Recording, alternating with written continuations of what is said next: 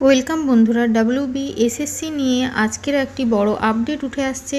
26,000 যে চাকরি বাতিলের নির্দেশ দিয়েছিল কলকাতা হাইকোর্ট এপ্রিল মাসে, তো সেটা কিন্তু স্থগিতাদেশ দেয় সুপ্রিম কোর্ট এবং সেই মামলাটির আজ কিন্তু শুনানি ছিল এবং তারপরে যে আপডেটটি উঠে আসছে সেইগুলিই আজকে আপনাদের সাথে শেয়ার করতে চলেছি। অবশ্যই ভিডিও স্কিপ না করে প্রথম থেকে শেষ পর্যন্ত কিন্তু আপনারা পুরো বিষয়টি দেখুন, দিলেই কিন্তু পুরো বিষয়টি আপনারা জানতে পারবেন। প্রধান বিচারপতি DY চন্দ্রচূড়ের বেঞ্চে মঙ্গলবার সকালে উঠেছিল মামলাটি। তিনিই লোকসভা ভোটের আগে এই মামলাটির যে অন্তর্বর্তী যে স্থগিতাদেশ সেটা কিন্তু তিনি দিয়েছিলেন।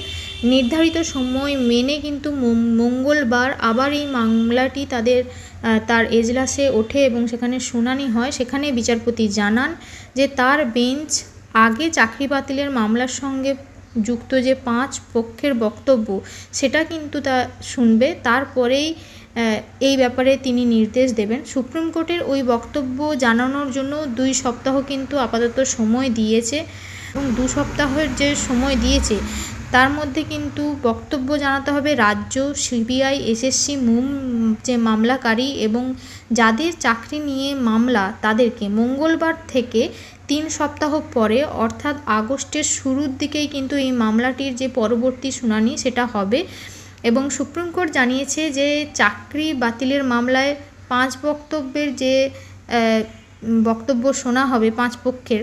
এছাড়াও কোনো পক্ষ তার বক্তব্য জানাতে চাইলে লিখিতভাবে কিন্তু সুপ্রিম কোর্টে জানাতে পারে এবং এই বক্তব্য কিন্তু সীমাবদ্ধ রাখতে হবে 5 পাতার মধ্যেই, তার থেকে কিন্তু বেশি নয়।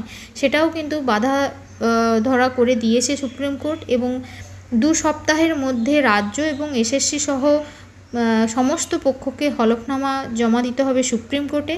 তারপরেও যদি কেউ হলফনামা জমা দিতে চান সেটা কিন্তু 2 সপ্তাহের পরে আর গ্রহণ করা হবে না এবং রাজ্যের নোডাল কাউন্সিলিং হিসেবে আইনজীবী আস্থা শর্মাকে নিয়োগ করল সুপ্রিম কোর্ট। অন্য পক্ষেরও নোডাল কাউন্সিল সেটা নিয়োগ করা হবে এবং নোডাল কাউন্সিলের কাছে এ বিষয়ে একটি নির্দিষ্ট বক্তব্য সেটা জানাতে হবে এবং SSC এটাও জানিয়েছে যে তারা হলফনামা দিতে চায়।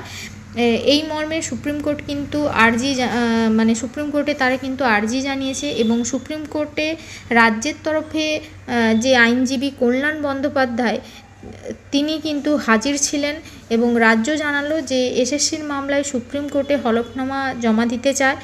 মঙ্গলবার চাকরি বাতিলের মামলার শুনানি শুরু হওয়ার পর সুপ্রিম কোর্টের যে বিচারপতি DY চন্দ্রচূড়ের যে বেঞ্চ সেখানেই কিন্তু পুরো বিষয়টি আলোচনা হয় এবং শীর্ষ আদালত এ বিষয়ে কিন্তু স্পষ্ট করে দিয়েছেন যে সুপার নিউমারিক পদ তৈরি নিয়ে মন্ত্রিসভার বিরুদ্ধে CBI তদন্তের স্থগিতাদেশ সেটা বহাল থাকবে, কিন্তু এই নির্দেশ চূড়ান্ত নয়।